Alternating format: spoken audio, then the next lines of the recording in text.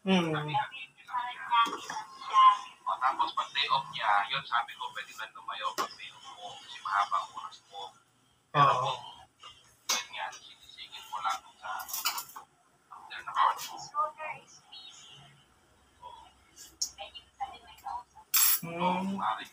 Maring nag-aari yan. Nasa biyahe na raw siya, oh. Ah, nasa biyahe ba? Biyahe na. Biyahe na. Asim, pampaasim. Ayos ah. Biyahe na raw siya. Sabi na, nag-uwis na yan.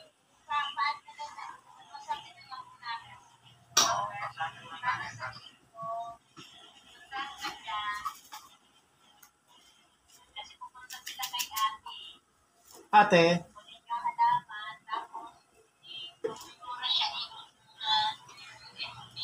Oh, hindi. Pwede naman.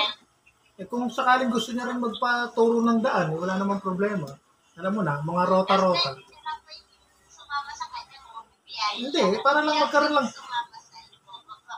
Para magkaroon lang ng idea ba? Alam mo na. Para kung sakali na, oh, anong gusto mong daanan, ganyan.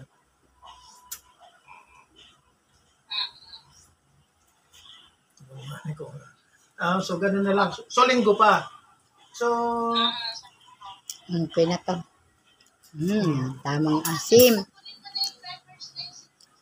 Ayan, sunod ang isda.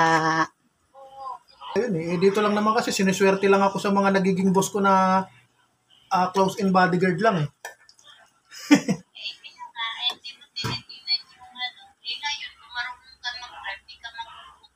Yun lang nga.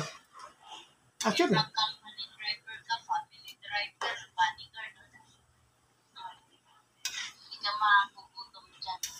Marunong ka mag-drive, may sasakyan. Kasi isa pa nga, sinasabi ko sa'yo, mag-uwi tayo ng summer at least pinapalitan mo yun. Kita niya kay Laana. yan ang pinakadabos na luto dyan ay yung sinigang sa miso. Sinigang sa miso.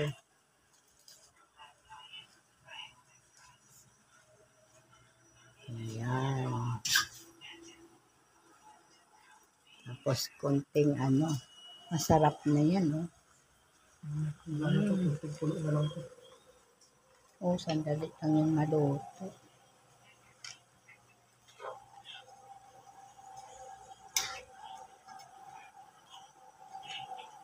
Wala po yan lang naman yan. Ayan. Okay na, konting kulo na lang yan. Pagtakip niyan, kahit ano. Luto na yan. Pagtakip yan. Takip, luto.